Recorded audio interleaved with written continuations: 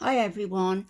A bit of a bonus. This is the Queen's very first Christmas delivery speech that was actually televised in 1957. So let's play it and Happy Christmas. Happy Christmas. 25 years ago, my grandfather broadcast the first of these Christmas messages. 1932. Today is another landmark, because television has made it possible for many of you to see me in your homes on Christmas Day.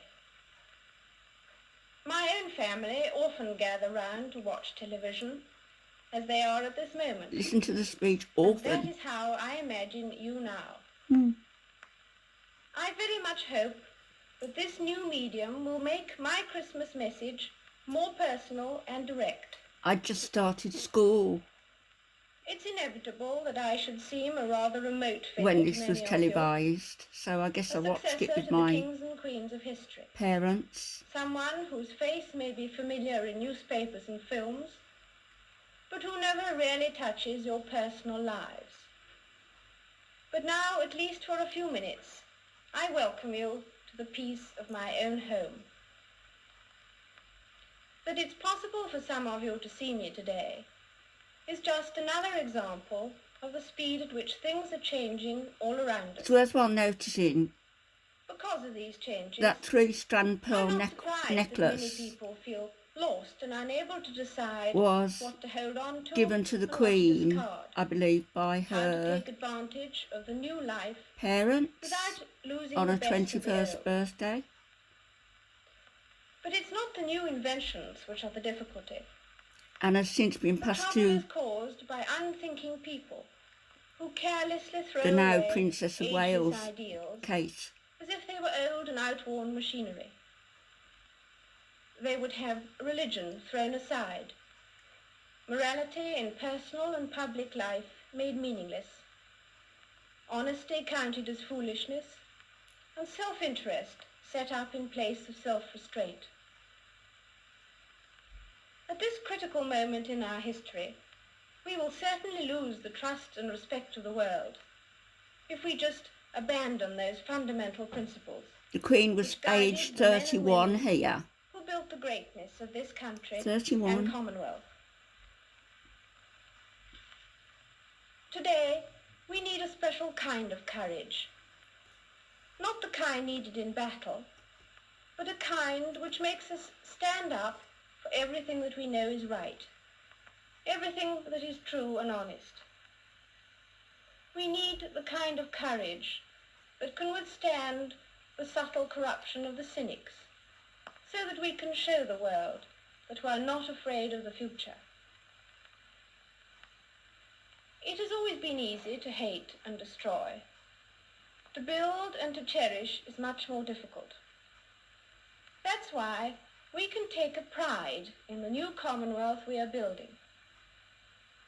This year, Ghana and Malaya Notice joined she our keeps brotherhood. looking off to her right. Both these countries are entirely self-governing. Both achieved their new Maybe to status Prince Philip. amicably and peacefully. This advance is a wonderful tribute to the efforts of men of goodwill who have worked together as friends. And I welcome these two countries with all my heart. Last October, I opened the new Canadian Parliament. And as you know, this was the first time that any sovereign had done so in Ottawa. In Ottawa. Once again, I was overwhelmed by the loyalty and enthusiasm of my Canadian people. Also during 1957, my husband and I paid visits to Portugal, France, Denmark, and the United States of America. In each case, the arrangements and formalities were managed with great skill, but no one could have managed the welcome we received from the people. In each country, I was welcomed as head of the Commonwealth and as your The representative. other thing worthy of note is that the These Queen nations are our friends, used to commandeer an entire to be honest and kind. floor of a And hotel because we have tried simply to stand for up her for what we believe to be right. dresses and her vast amount of In the old days, clothing. The monarch led his soldiers on the battlefield, and his leadership at all times was close and personal. Today, things are very different. I cannot lead you into battle. I do not give you laws or administer justice. But I can do something else. I can give you my heart and my devotion to these old islands and to all the peoples of our brotherhood of nations. I believe in our qualities and in our strength. I believe that together we can set an example to the world which will encourage upright people everywhere. I would like to read you a few lines from Pilgrim's Progress, because I'm sure we can say, with Mr. Valiant for truth, these words: "Though with great difficulty I am got hither, yet now I do not repent me of all the trouble I have been at to arrive where I am. My sword I give to him that shall succeed me in my pilgrimage, and my courage and skill to him that can get it. My marks and scars I carry with me, to be a witness for me that I have fought his battles, who now will be my rewarder.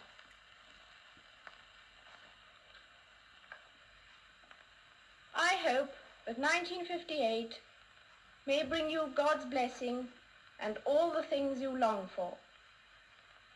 And so I wish you all, young and old, wherever you may be, all the fun and enjoyment and the peace of a very happy Christmas." See that look again to the right?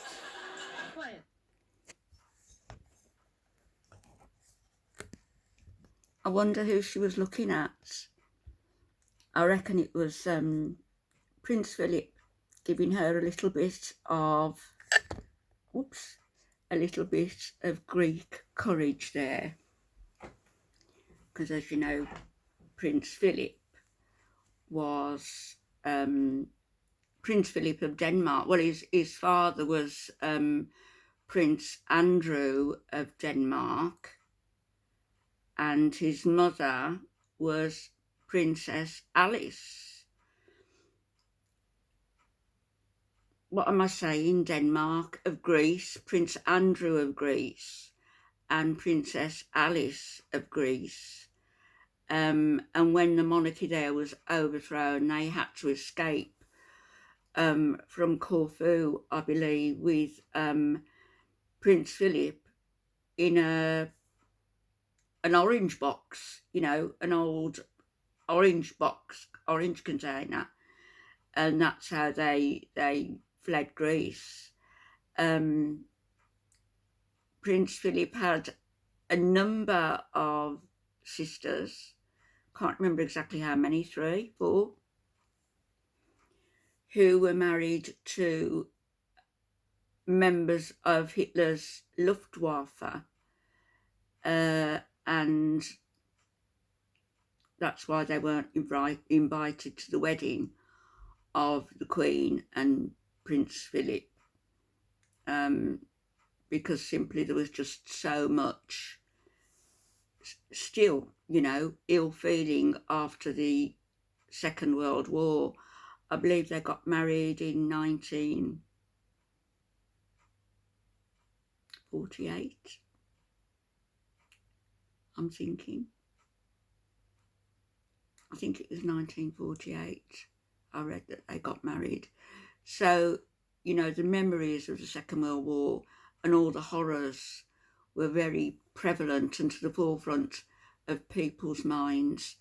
And so his sisters, being the wives of Luftwaffe officers and flying aces who shot down our planes, were sort of persona non grata, really. And therefore they weren't invited to the wedding Princess Alice, Prince Philip's mother, she became a nun. She, in fact, became a nun. She founded her own convent, and she was quite eccentric.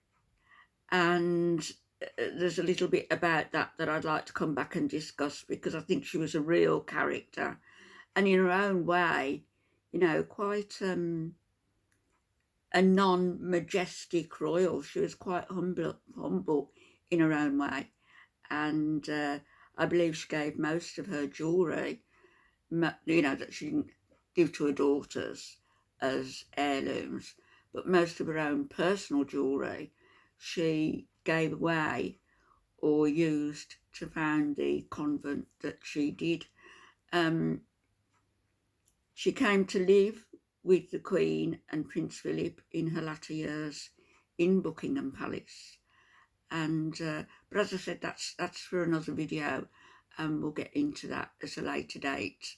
So that's just another little snippet from A Christmas Past, Christmas 1957. Speak to you later. Bye-bye.